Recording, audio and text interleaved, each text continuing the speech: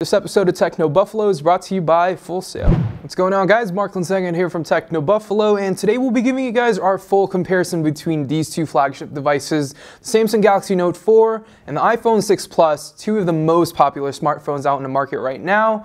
I've been using these devices over the holiday weekend, and they're both great phones. But let's go ahead and see which one is ultimately the winner.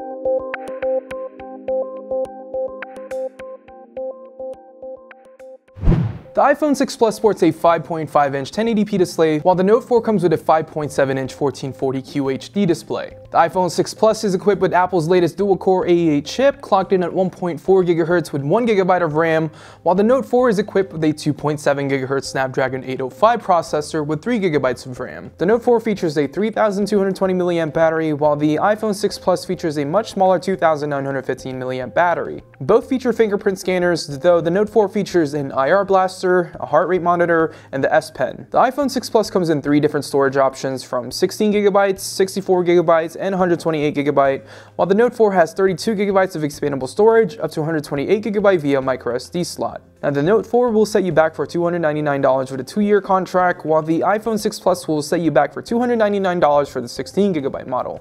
And that'll go up to $399 to $499 for the 64 and 128 GB model. The iPhone 6 Plus, of course, is running iOS 8, the latest OS from Apple, while the Note 4 is running Android 4.4.4 KitKat with Samsung's TouchWiz skin over it. The Note 4 is a well-built phone, and it sports a similar design language to what we saw in the Galaxy Alpha with its metal frame and plastic back that you can remove to access the battery, the SIM slot, and the microSD slot. Now, the Note 4 feels like a premium phone, and I think Samsung did a really awesome job designing this device. From the metal frame to the chamfered edges to the faux leather back, it's the best looking Note smartphone yet, and finally shows that Samsung has the design chops to keep up with today's power players. They're both equipped with fingerprint scanners, and I have to admit it, Samsung's doing a really good job of improving their technology, though it's not as easy and seamless as Apple's Touch ID. The iPhone 6 Plus, on the other hand, is just huge. It sports an all-aluminum curved back, and the glass on the front slightly curves towards the edge of the screen to give users a more seamless swipe action.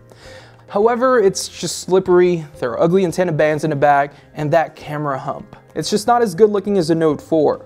Despite the fact that it sports a smaller 5.5-inch display, it's taller than the Note 4, and it's also slimmer, which could also potentially, if you're not careful, bend when enough pressure is applied. Overall, I found the Note 4 is much easier to manage, and its slightly smaller footprint and rectangular design helps a ton when using the device one-handed. Now, with Samsung's Super AMOLED display, the colors are richer, it's more vibrant, and it's definitely much brighter. Though the iPhone 6 Plus's IPS display, however, chose to give users more of a natural looking color and much better viewing angles. You won't really notice a difference in clarity or sharpness unless you look at these two devices closely and side by side. But as I use the Note 4 on a daily basis, there's so much to like about this device, and every time I turn on the screen, it just comes alive, and I really like that. Pair that with its 2K resolution, and it's clear that the Note 4 is definitely the better screen here. Now, the cameras nowadays are getting better and better, and we actually did a full camera comparison between the 6 Plus and the Note 4 a few weeks ago, which we'll link down below this video. But just to quickly touch up on this topic again, the Note 4 features a 16-megapixel sensor with OIS, while the 6 Plus features a smaller 8-megapixel camera with OIS. Now, on paper, it sounds like the Note 4's 60-megapixel sensor is superior in this category, but the 6 Plus still holds its own when it comes to image quality. There's no doubt about it, the iPhone 6 Plus takes some of the best photos in mobile, and Apple did a really awesome job in this department, and it processes images better than any phone I've tried. The Note 4 is great too, but I find that it still tries to over-process images by over-sharpening them, which kind of ruins the shot. I personally think the iPhone 6 Plus has the better camera here. Despite it having a lower megapixel count, it's fine for the average person, and megapixels really only matter if you want to be able to print out large photos. Let's take a quick break from this video and thank our friends over at Full Sail. As some of you may or may not know, virtually every industry relies on software technology, and Full Sail University offers a bachelor's degree program that addresses the need for skilled tech professionals through curriculum that blends code and theory with real-world experience. Whether you're into web design, making apps, and/or software in general, Full Sail will teach you the fundamentals in all of these courses on campus or online. And if you want to learn more about Full Sail's web and technology programs, visit fullsail.edu/technobuffalo. And again, that's fullsail.edu/technobuffalo.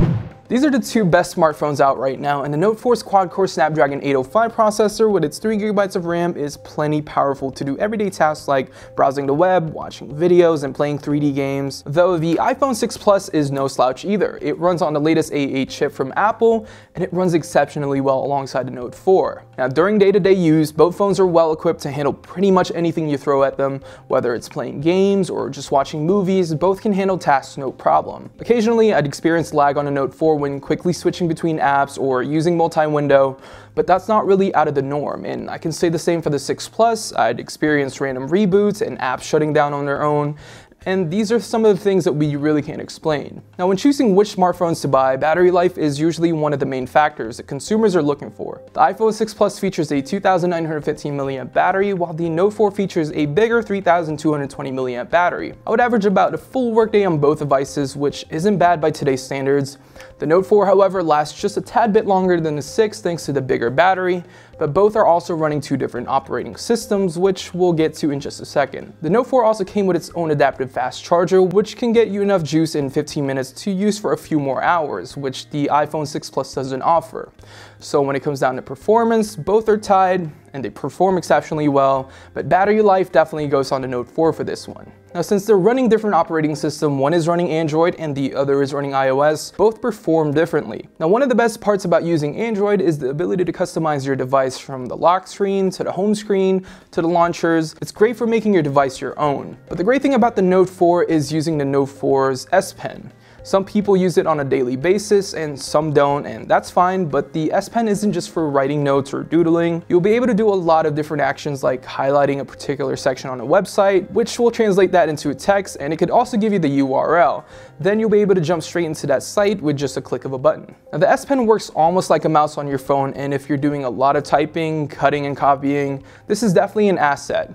There's also multi-window, which allows two apps to run in split screen, and there are various motions and gestures that makes the user experience even better, something that iOS doesn't really offer. Now, the iPhone 6 Plus and iOS 8 is no slouch either. It's different from Android's open and customizable OS. iOS offers a much more intuitive and user-friendly experience that people can pick up right away. Apple software now offers third-party keyboard support, widgets and notification center, continuity, which essentially allows you to use your iPhone, iPad, and Mac seamlessly to make the user experience better. The thing I love most about iOS is Imessage and Facetime. These two are the main reason why I use an iPhone, not because of its user-friendly experience, but because I can use the stock messaging app to text other iOS users for free, either using my Wi-Fi or a data network. Now, its integration with my Apple computers at home and at work is great too.